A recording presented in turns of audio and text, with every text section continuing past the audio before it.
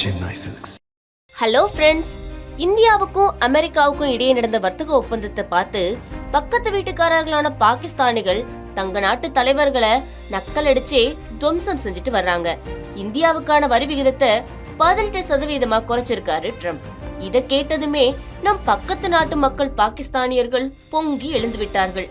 என்னது, அவங்களுக்கு வரி குறைப்பா, அப்ப எங்களுக்கு என்று கேட்ட பாகிஸ்தானிகளுக்கு கிடைத்த பதில், உங்களுக்கு 19% டாக்ஸ் என்பதுதான். பாகிஸ்தானுக்கும் இந்தோனேஷியாவிற்கும் அமெரிக்கா விதித்துள்ள வரி 19%, வங்கதேசம் மற்றும் வியட்நாம் நாடுகளுக்கு 20% டாக்ஸ், சீனாவுக்கு 34% வரி போட்டுள்ளது அமெரிக்கா. இதனால் பாகிஸ்தான் சமூக வலைதளங்களில் பாகிஸ்தான் பிரதமர் ஷோபாஸ் ஷெரீப் மற்றும் ராணுவ தளபதி ஆசம் முனிர் ஆகியோரை வைத்து மீம்ஸ்கள் அள்ளுகின்றன. பாகிஸ்தானின் தற்போது நிலையை நினைத்தால் அவர்களுக்கே சிரிப்புதான் வருகிறது. அமெரிக்க அதிபர் ட்ரம்பை நோபல் பரிசுக்கு எல்லாம் பரிந்துரை செய்து உலகமே வியக்கும்படி ஐஸ் வைத்தார்கள் பாகிஸ்தான் தலைவர்கள்.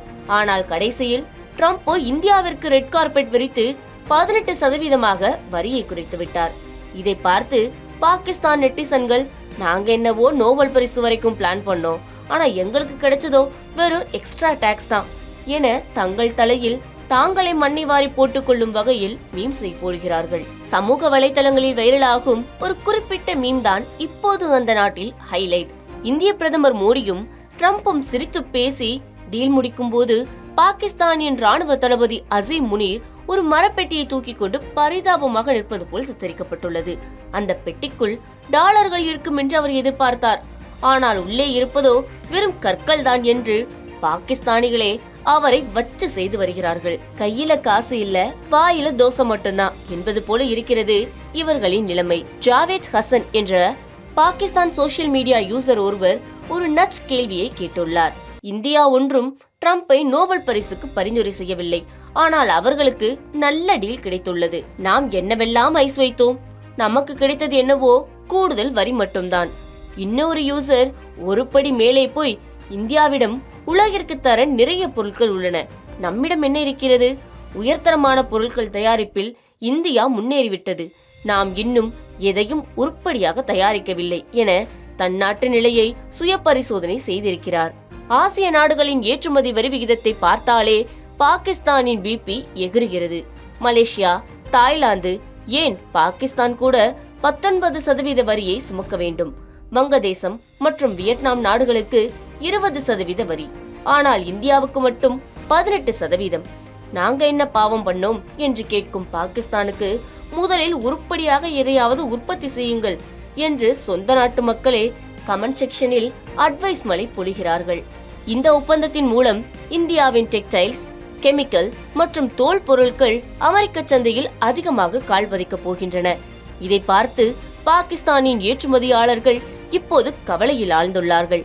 இந்தியாவிடம் தரமான பொருட்கள் உள்ளன, எங்களிடம் கடன் வாங்கும் திறமை மட்டுமே உள்ளது என பாகிஸ்தான் சமூக வலைதளங்களில் சுய பரிசோதனை மீம்கள் பறக்கின்றன.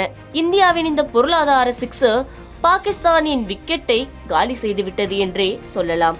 தற்போது நிலவரப்படி ஆசிய நாடுகளுக்கான வரிப்பட்டியல் இப்படித்தான் இருக்கிறது. பாகிஸ்தான் 19%, மலேசியா, தாய்லாந்து 19%, வங்கதேசம், வியட்நாம் 20%, இந்தியா மட்டும் 18%. வரிசையில் கடைசி பெஞ்சில் உட்கார்ந்திருக்கும் மாணவனைப் போல பாகிஸ்தான் பரிதாபமாக நிற்கிறது என நெட்டிசன்கள் வாரி சுருட்டுகிறார்கள். அமெரிக்க அதிபரை புகழ்ந்து தள்ளியும் பக்கத்து வீட்டுக்காரரான இந்தியா பக்காவாக டீல் பேசி முடித்து விட்டார்கள் என்ற ஆதங்கம் பாகிஸ்தான் மீம் கிரியேட்டர்களிடம் அனலாக தெரிக்கிறது. மொத்தத்தில் இந்த வர்த்தக ஒப்பந்தம் இந்தியாவை பொறுத்தவரை ஒரு மாபெரும் வெற்றி. ஆனால் பாகிஸ்தானை பொறுத்தவரை இது ஒரு தீராத தலைவலி.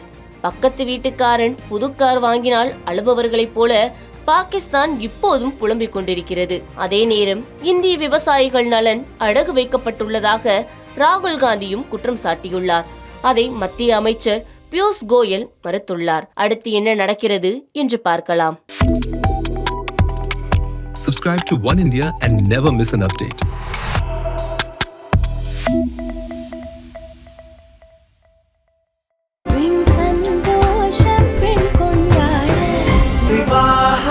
மணப்பெண்ணின் பிரத்யேகமான திருமணம் விவாஹா, the Chennai Silks.